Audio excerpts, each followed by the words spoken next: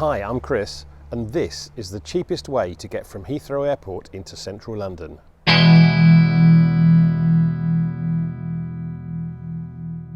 So you've arrived at London's Heathrow Airport, and now you need to get into the city itself. There are signs everywhere showing you different ways of doing it. The cheapest way by far is London's underground trains, or what's called the subway in some countries. This is what this video is about. I will show you what the underground looks like in a moment, but first let's see the different methods of getting into London and the difference in costs, so you can make up your own mind. First of all, don't even think about hiring a car to drive inside London. Just don't. The city is not geared up for it. The parking is terrible. Having got that out of the way, the most expensive way of getting into London would be a chauffeur car service.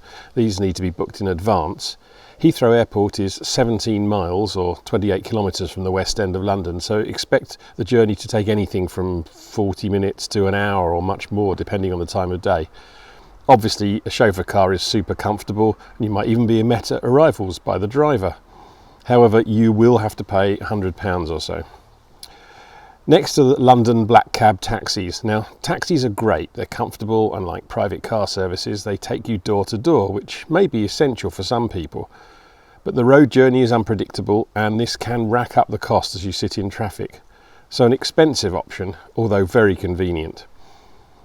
Then there are Uber taxis. These are probably cheaper than black cabs, but you'll have to wait for them to arrive and then go and find them somewhere in a garage.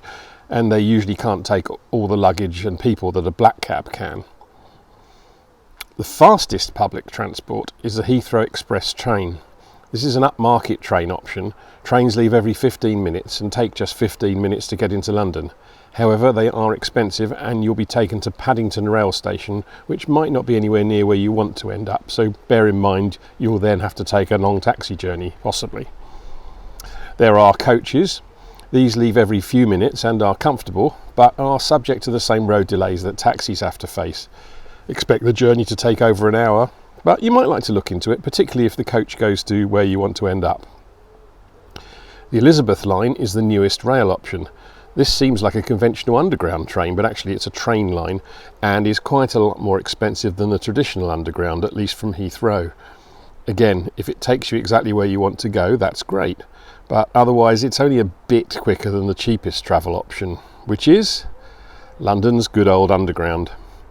Heathrow is served by the Piccadilly line, which has been in operation for many, many years and is a smart choice if you want to save money. It's not the most comfortable way of getting into London, and it's not the quickest, taking an hour or so, but it is the cheapest.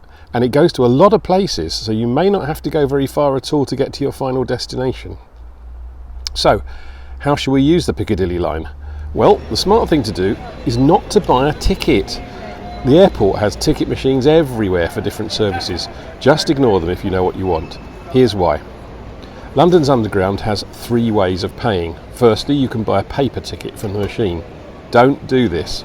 It costs more. Secondly, you can buy a prepaid card, which can be used on multiple journeys. This is called an Oyster card in London. It's like the Metro card in New York, or the Ventra card in Chicago, the Clipper card in San Francisco, and the Tap card in LA. They're all over the world now.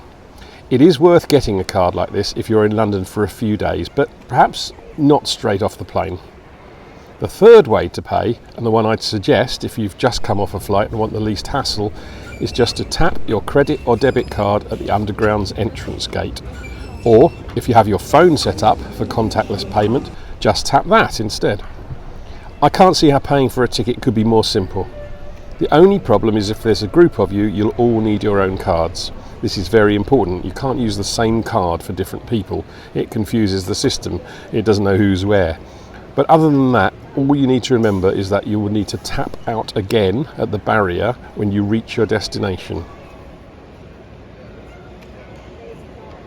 Once you've gone through the ticket barriers, you just go down to the train. As you can see, the station is clean, it's airy, it's safe. It won't be a quick journey into town, as there are an awful lot of stops.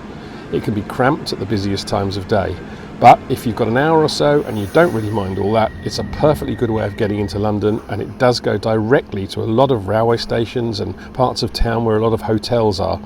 You might find this is exactly where you need to be. So enjoy your trip from Heathrow to London. If you want to plan your journey in advance, your best bets are to use the fantastic City Mapper or Google Maps websites or apps. You can use these on the day, perhaps while you're in the passport queue, to check your options. There is free Wi-Fi at the airport. But do go to one of those two sites and check your journey beforehand. It should give you some options.